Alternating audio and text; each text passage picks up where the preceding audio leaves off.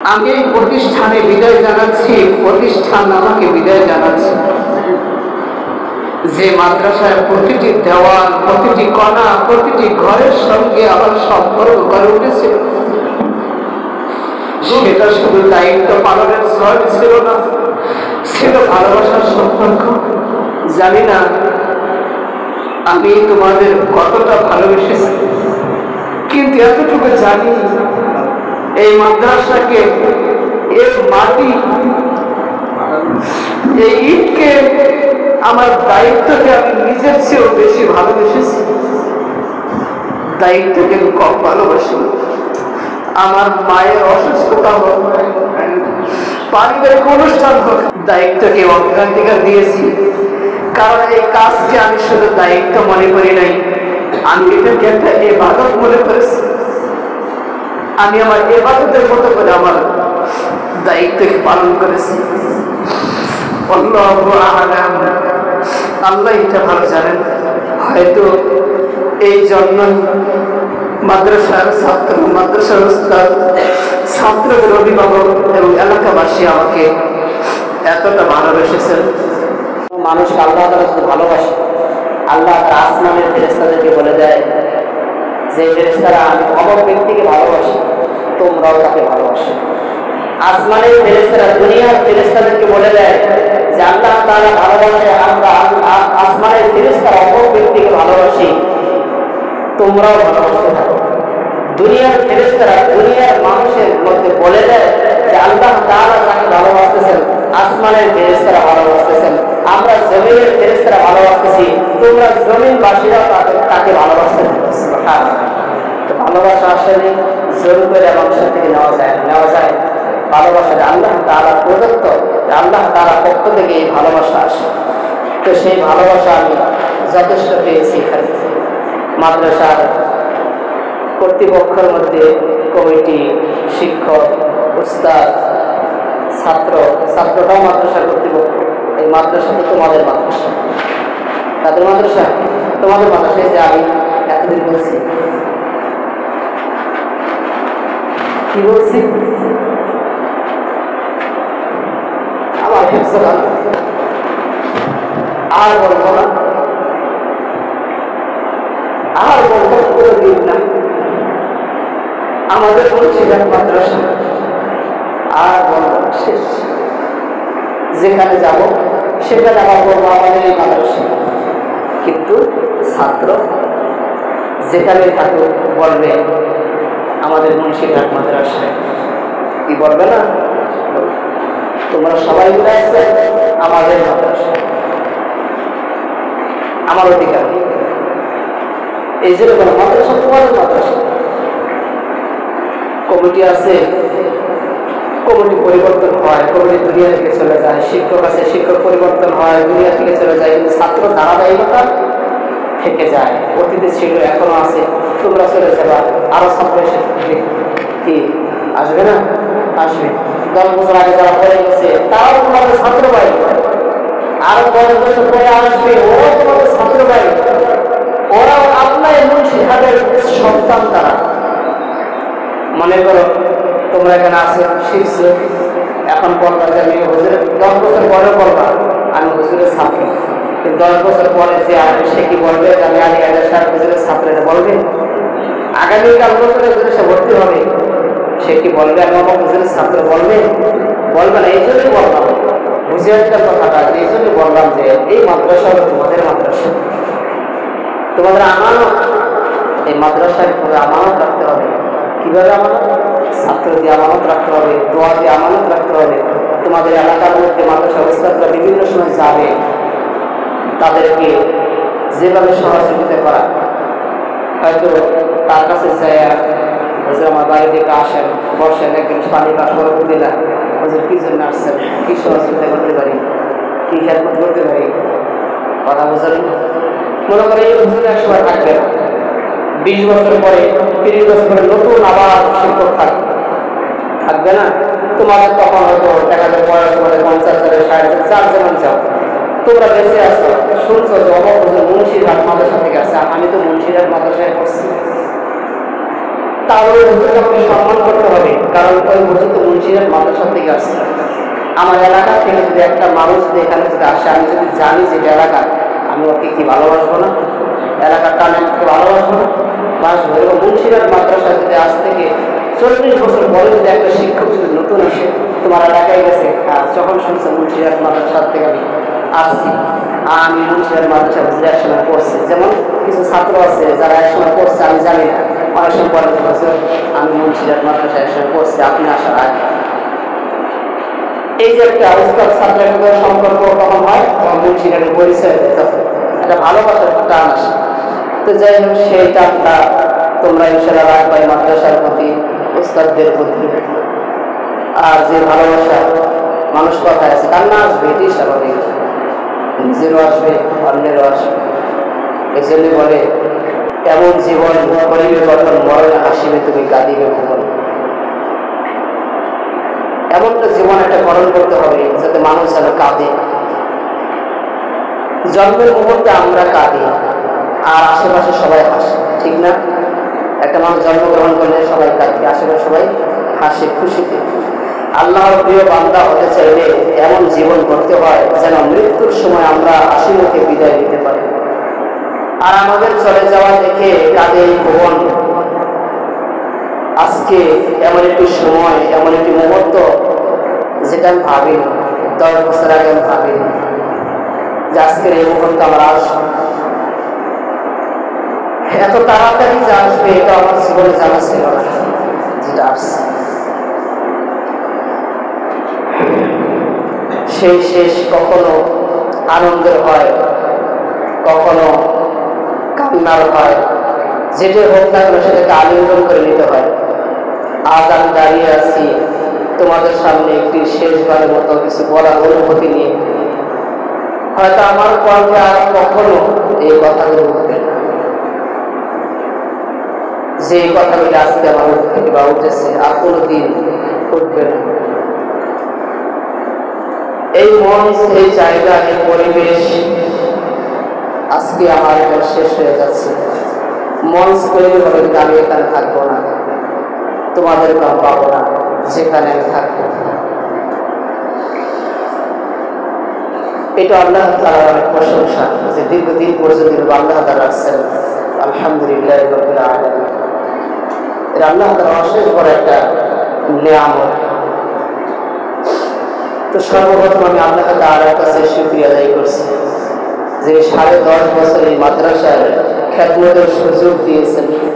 আলহামদুলিল্লাহ। সবকে দরুদ পড়ছি বিশ্বনবী সাল্লাল্লাহু আলাইহি ওয়াসাল্লাম। কৃতজ্ঞতা জানাই মাদ্রাসার মুহতামিম সাহেবের প্রতি। বিভিন্ন সময় বিভিন্ন উপদেশমূলক কথা বলেছেন, তিনাকে আমি শ্রদ্ধা সম্মান করেছি। অনেক কাজে তিনি আমাকে সহযোগিতা করেছেন, তিনার প্রতি আমি কৃতজ্ঞতা জানাই। মাদ্রাসা উস্তাদের প্রতি কৃতজ্ঞতা জানাই, তিনারা সময় দিচ্ছেন শেষ মুহূর্তে। সবচেয়ে আল্লাহ তাআলার দরবারে শুকরিয়া আদায় করছি যে আমাদের মাদ্রাসার যে সভাপতি সাহেব, তিনি এক সময় আমার ওই হেফজখানার মধ্যে অনেক বসে সময় কাটাতেন আমার সাথে। আজকে শেষ মুহূর্তে দীর্ঘ একটা সময় তিনি আমার পাশে দিয়েছেন। শুকরিয়া আলহামদুলিল্লাহ। বিদায় শব্দটা ছোট হলে গভীরতা অনেক। বিদায় মানে বেদনা, বিদায় মানে বুকের ভিতর কষ্ট জমে থাকা। কারো বিদায় ক্ষণস্থায়ী, কারো বিদায় হল চিরস্থায়ী। আজকের বিদায়টা আমার চিরস্থায়ী নয়, ক্ষণস্থায়ী। কিন্তু সত্যি বলতে এই জায়গার মধ্যে যে থাকে সে বুঝতে পারে যে ক্ষণস্থায়ী বিদায়টা কতটা কষ্টের হয়। চিরস্থায়ী বিদায় মানুষ 3 দিন ভুলে যেতে পারে, কিন্তু ক্ষণস্থায়ী বিদায় মানুষ 3 বছরে ভুলতে পারে না। তাই মনে হচ্ছে ক্ষণস্থায়ী বিদায়টা আমার কাছে চিরস্থায়ী বিদায়ের চেয়েও কষ্ট কম না। আজ আমার বিদায়টা সময়ের দিক দিয়ে ক্ষণস্থায়ী হচ্ছে, এই মুহূর্তটা আমার জীবনের এক বিশেষ একটা অধ্যায়। কোথা থেকে শুরু করবো ভেবে পাচ্ছি না, কারণ বিদায় উচ্চারণ করতে মনে হয় বুকের ভিতরে একটা ভারী পাথর জমে আছে। আর শুধু একটা বিদায়ের দিন নয়, এটা যেন একটা যুগের সমাপ্তি। আমি এই প্রতিষ্ঠানে বিদায় জানাচ্ছি, প্রতিষ্ঠান আমাকে বিদায় জানাচ্ছি। যে মাদ্রাসায় প্রতিটি দেওয়াল, প্রতিটি কণা, প্রতিটি ঘরের সঙ্গে আমার সম্পর্ক গড়ে উঠেছে, সেটা শুধু দায়িত্ব পালনের ছয় ছিল না, ছিল ভালোবাসার সম্পর্ক। জানি না আমি তোমাদের কতটা ভালোবেসেছি, কিন্তু এতটুকু জানি এই মাদ্রাসাকে, এর মাটি, এই ইটকে, আমার দায়িত্বকে আমি নিজের চেয়েও বেশি ভালোবেসেছি। দায়িত্বকে আমি কম ভালোবাসি। আমার মায়ের অসুস্থতা হোক, পারিবারিক অনুষ্ঠান হোক, দায়িত্বকে অগ্রাধিকার দিয়েছি। কারণ এই কাজকে আমি শুধু দায়িত্ব মনে করি নাই, আমি এটাকে একটা ইবাদত মনে করেছি। আমি আমার ইবাদতের মতো করে আমার দায়িত্বকে পালন করেছি। আল্লাহু আ'লাম, আল্লাহ এটা ভালো জানেন। হয়তো এই জন্য মাদ্রাসার ছাত্র, মাদ্রাসার উস্তাদ, ছাত্রদের অভিভাবক এবং এলাকাবাসী আমাকে এতটা ভালোবেসেছেন, কিন্তু হৃদয়ের গভীর থেকে নয়। কারণ এই মাদ্রাসায় শিক্ষক বন্ধু আর এই ছাত্রগণ আমার অন্তরে এমন ভাবে গেঁথে গেছে যা মৃত্যুর আগ পর্যন্ত আমার পক্ষে বলা সম্ভব নয়। প্রিয় ছাত্রগণ, তোমরা এক এক সময় আমার কাছে এসেছো।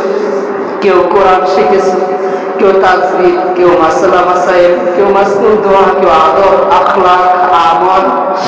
তোমাদের সঙ্গে কাটানো প্রতিটি মুহূর্ত ছিল আমার জীবনের এক একটি সরকারি স্মৃতি। আমি কেবল শিক্ষক ছিলাম না, তোমাদের জন্য একজন আপন জন হয়ে উঠেছিলাম। আমি জানি তোমরা যদি আজকে আমাকে আপন জন না ভাবতা, তাহলে আজকে ছুটির দিনে তোমরা একটা দিন এখানে অপেক্ষা করতে পারত না। আমি জানি তোমরা আমাকে যথেষ্ট ভালোবাসা, সেই ভালোবাসায় আমি মুগ্ধ হয়েছি, কৃতজ্ঞতা জ্ঞাপন করছি। আমি তোমাদের মধ্যে দেখেছি ভবিষ্যতের আলেম মুক্তি হবে, মেহনতি খতিব হবে, সমাজের তোমরা প্রত্যেকে আলো হবে। জানো, যখন শুনবো তোমরা বলবে হুজুর আমি হাফেজ হয়েছি, যখন কেউ বলবে হুজুর আমি মাওলানা হয়েছি, কেউ বলবে আমি মুফতি হয়েছি, যখন তোমরা কেউ বলবে হুজুর আমি ওয়াইজিন হয়েছি, কেউ যখন বলবে আমি খতিব হয়েছি, তোমাদের মধ্য থেকে কেউ যখন বলবে হুজুর আমি 100 ছাত্র নিয়ে হেফজখানা প্রতিষ্ঠান করেছি, সেদিন আমি হয়তো দূরে থাকবো, কিন্তু সেদিন আমি আল্লাহ তাআলার দরবারে মুখ ভরে শুকরিয়া আদায় করবো তোমাদের জন্য। আলহামদুলিল্লাহ আওয়াজটা দিব। তোমাদের মাঝে কখনো কঠিন কথা বলেছি? সত্যি বলতে আমি মাদ্রাসায় এককভাবে ছিলাম, আবাসিক শিক্ষক। সব জায়গায় আমি তোমাদেরকে ধরেছি, বাজারে ধরেছি, মসজিদে ধরেছি, গোসলখানায় ধরেছি, ওযুখানায় ধরেছি, ক্লাসে ধরেছি, রাস্তাঘাটে ধরেছি, কোথাও অন্যায় করে ধরেছি, শাসন করেছি, কখনো পিটেছি, কখনো বকা দিয়েছি। তোমাদের কাছে ক্ষমা চাই, আজকের পক্ষে আর করবো না। আমাকে দয়া করে ক্ষমা দৃষ্টিতে তোমরা দেখো। কিন্তু বিশ্বাস করো, তার পিছনে ছিল ভালোবাসা, চিন্তা, দোয়া। আমি চাইনি শুধু তোমাদের ফল ভালো করো, তোমরা স্মার্ট হও, আমি কখনোই শুধু চাইনি। আমি চাইতাম তোমরা আল্লাহ ভীরু, চরিত্রবান, বিনয়ী মানুষ। তোমরা আল্লাহ তাআলাকে ভয় করবে, তোমাদের চরিত্র সুন্দর করবে, তোমরা একটা বিনয়ী মানুষের রূপান্তর হবে, আমি এটাই চেয়েছি। আজ মনে পড়ে প্রতি বৃহস্পতিবার তোমরা কেউ কেউ আমার কাপড় ধোয়ার জন্য ব্যস্ত হয়ে পড়তে, কেউ কেউ শুক্রবার আমার সাইকেল গুছিয়ে দিতে জুমার নামাজে পড়বে। আমি তখন বুঝিনি, আজ বুঝতে পারছি সেটা তোমাদের ছিল আমার প্রতি একটা নিঃস্বার্থ ভালোবাসা। সেটা আমি আজ বুঝতে পারছি। হয়তো আমার জীবনে অনেক বৃহস্পতিবার আসবে, অনেক শুক্রবার আসবে, কিন্তু জানো আমি কিন্তু তোমাদের এই ভালোবাসা আর ফিরে পাবো না। তোমাদেরকেও আর আমি সামনে পাবো না সেই দিনগুলিতে। তবু আল্লাহ তাআলার কাছে দোয়া করি, আল্লাহ তাআলা উস্তাদ ছাত্রের ভালোবাসা মৃত্যুর আগ পর্যন্ত থাকার তৌফিক দান করুন, আমিন।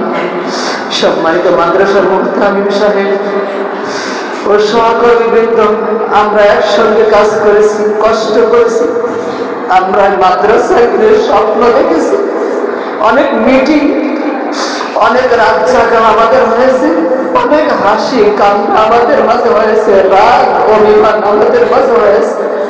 সবাই ছিল আমাদের মাতৃত্বের সম্পর্কের একটি অংশ।